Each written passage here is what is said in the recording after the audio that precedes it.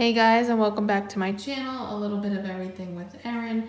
Today we are using my daughter Autumn to help us with a project. I'm going to show you how you're going to trace something that's written and put it on an item. So Autumn is going to write on a white piece of paper with a black Sharpie marker. So go ahead, Autumn, and write.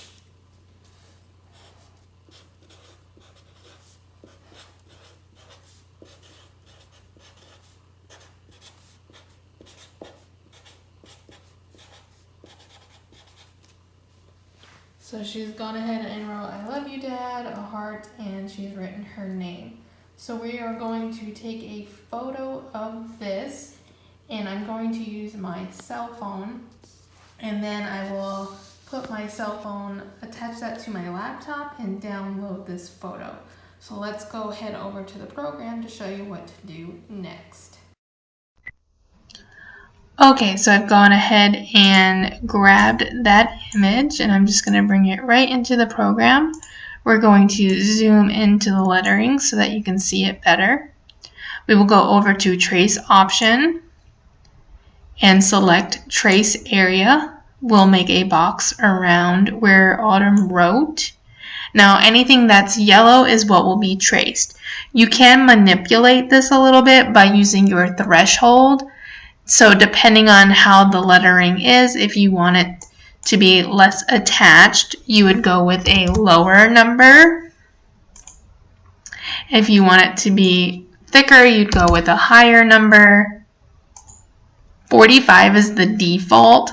I usually go between 45 and 65. However, with this one, I did like it on the 35, so that's what I'm going to go with. And then I'm going to hit Trace.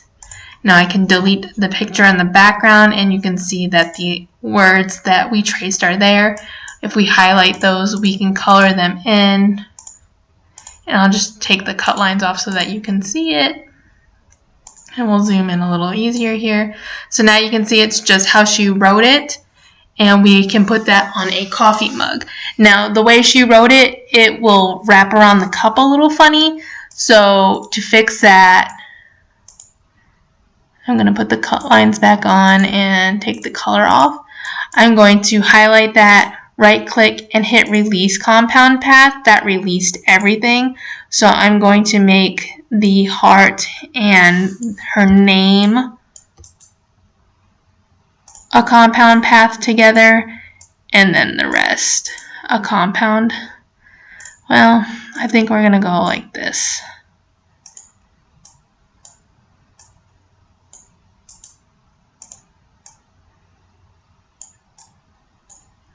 And I'm just going to center those together.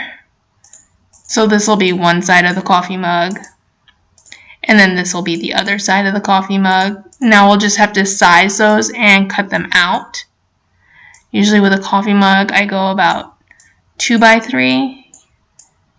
But I always pre-measure as well. So I'm going to grab that coffee mug, measure it out, and get this cut. And then we will transfer it on. See you guys in a minute. So we started out with this. And we ended up with this. So we're going to go ahead and transfer that to our mug. And I just used regular contact paper.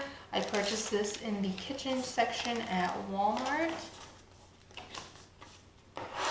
And I use one piece multiple times. I can get a good 20 to 30 transfers, sometimes more, with one piece.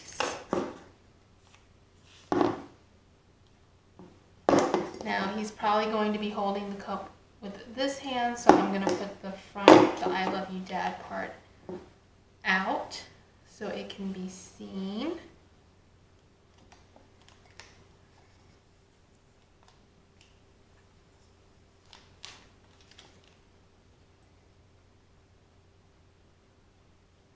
And we'll put the other side back here on the back side for him.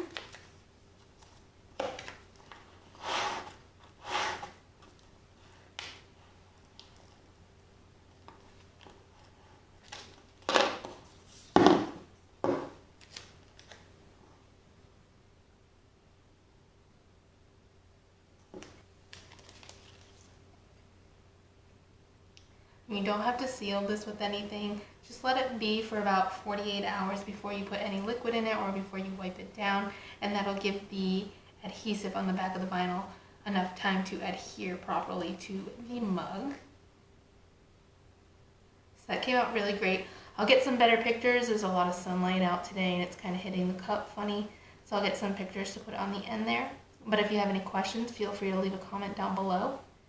If you haven't already, make sure you subscribe to my page. Make sure you give this video a big thumbs up. That really does help me out. And if you want to, give it a share too. And if you hit that bell, you'll get notifications anytime I post new videos. Until next time, guys, happy crafting!